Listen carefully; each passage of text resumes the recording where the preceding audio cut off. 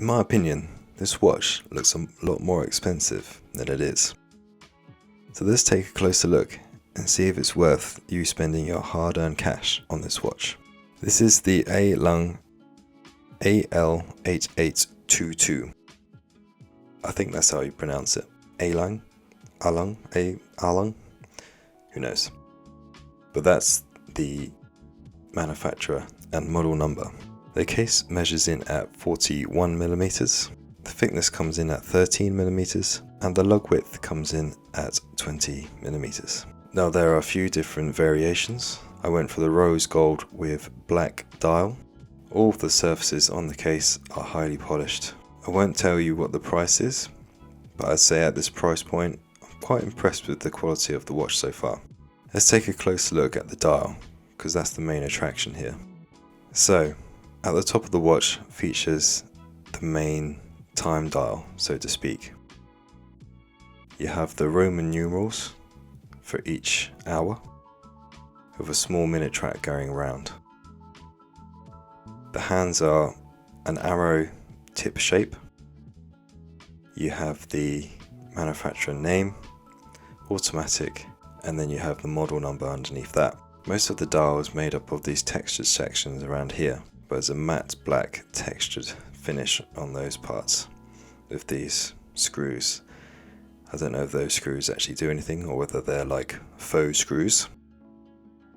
You have a nice long lollipop style seconds hand with a lollipop counterweight that reaches all the way out to the edge of the case. Now, what makes this watch quite interesting is the two mainsprings at the bottom. So you have the mainspring on the left, which seems to go at the normal speed of a mainspring for an automatic watch. And then you have the mainspring on the right, which seems to be going about half of the speed.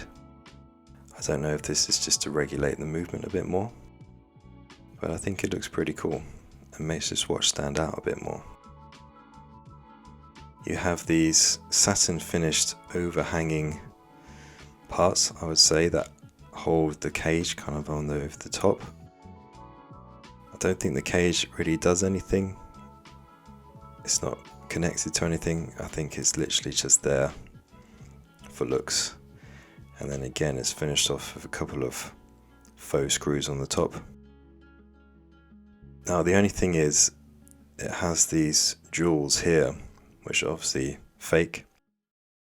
Some people might find that tacky. It adds a bit of colour to the watch. And I think from far away, you can't really tell. It might have been nice if they were just like normal jewels, but they wouldn't serve any purpose. They'd be literally there just for look. So it is quite an interesting watch, I think. When I put it on wrist, you'll get an idea of how it looks. As mentioned, all the surfaces are highly polished, including the bezel, the lugs, and the side of the case. And then you have a signed crown here. It's a standard pull-out crown.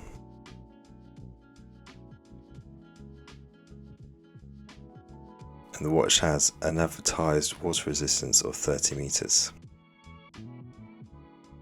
Now the watch came on this faux crocodile leather strap. It's very stiff. You know, I'd be tempted to change the strap if you were to get this watch. Unfortunately, there was a little bit of damage of one of these circular parts here. It's kind of cracked, I'm not sure if you can see. And then you have signed buckle there. You have the deployment, double pusher deployment clasp.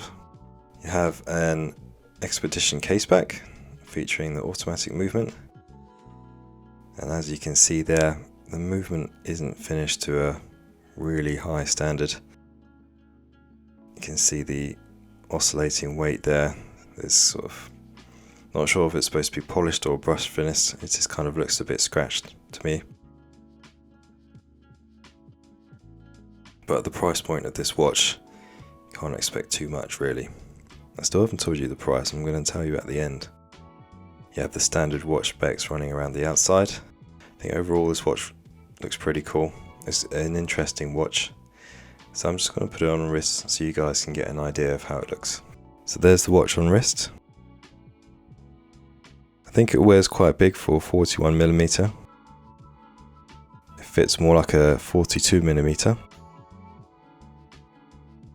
I've just realised that the clasp is silver, but the watch is rose gold.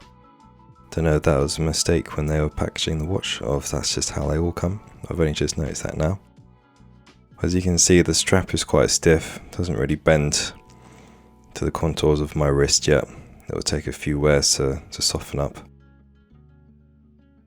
But I think the watch looks nice. I think from a distance it looks more expensive than it is. It'd be a good gift for someone, you know, that just likes cool looking watches. It's got a little bit of lume on the hands, but not much. But again, it's not really advertised as a sort of sports watch. It's more of a dress watch that you'd wear with a shirt. The only thing I would say is the hands that tell time are quite small. So, you know, if your eyesight isn't great, then maybe this watch isn't for you. It features a flat crystal. Not sure if it's sapphire or hardlex, I can't find out. And actually I forgot to mention that I'm not sure what the movement is. I can't find it anywhere. So how much do you think this watch costs? Would you say it's less than £100? Between 100 and 200, maybe even 200? Well, I got this watch on AliExpress for £54. So I think for an automatic watch that's been finished relatively nicely, has a decent strap, automatic movement, expedition case pack, and a nice crystal, I think that price is pretty good. If you're just getting into watch collecting and just fancy a nice interesting watch, don't want to break the bank, then this could be a good option. The watch doesn't feel light, it has a decent weight to it, and the case has been finished nicely. The movement hasn't been finished to exceptional standard, but £54, what do you expect? You're not going to get Patek Philippe quality for that. So let me know what you think, guys, whether you'd wear this watch. I hope you've enjoyed this video, and I hope to see you in the next one. Thank you.